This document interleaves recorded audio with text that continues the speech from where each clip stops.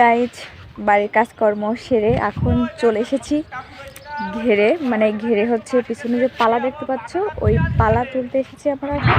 আমি আর বিশ্ব এসেছি, পালাগুলো নিয়ে আমার বাড়ি যেতে হবে, যেহেতু আমরা ঘের করবো না আর এবছর করে শেষ, সেহেতু পালা আনতে যাচ্ছি। আর আমি ভিড় দিয়ে পার হচ্ছিলাম, তো এই জন্য ক্যামেরা থেকে তাকাতে পারিনি। আর তোমরা এই পিছনে দেখতে পাচ্ছ কিন্তু মন্দিরে কাজ হচ্ছে, আর এটা হচ্ছে আমাদের ঘের মন্দির থেকে পিছনে। আর ওই যে বিশ্ব ওখানে পালাগুলো নারকেলে ছড়া দিয়ে বাঁধছে, ওগুলো বই বই নিয়ে যেতে ভীষণ ভারী। বিশ্ব বলছে যে ভীষণ ভারী কী করে নিয়ে যাবে, কিন্তু কিছু করার নেই, নিয়ে যেতে হবে সবাইকে টুকটাক করে আস্তে আস্তে সব কিছু নিয়ে যেতে হবে। আর এটা হচ্ছে আমাদের ঘের, এই মন্দির থেকে এসে এটা হচ্ছে আমাদের ঘের।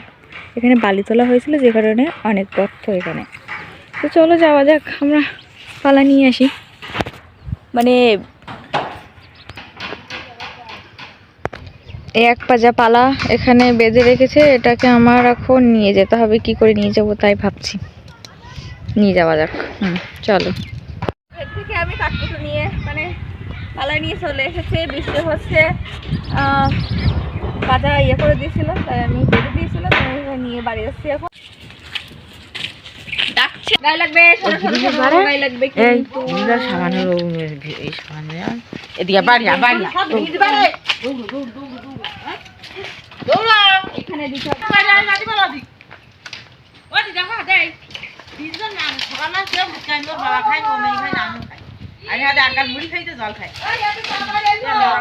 কাঠ নিয়ে তো বাড়ি এসে গেছি। আর এখন এই ফুল গাছের গোড়া পরিষ্কার করতে হবে। এখানে পাতা লতা পড়ে আছে, আর এগুলো গেন্দা ফুলের পাতা মরে মরে গিয়েছে, সেগুলো পরিষ্কার করতে হবে।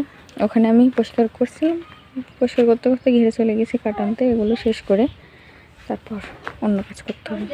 আর যে দুম্বাসুরি এখানে বসে আছি, টুকটুকি ওরফে স্মৃতি, তোমরা তো জানো এখানে বসে আছি। কিন্তু কি করছো বসে এখানে? এই যে ফোন দেখছি। জামাইয়ের সাথে কথা বলছো না? না গাইস, জামাই কি রাগ করেছো? কেন রাগ করেছো?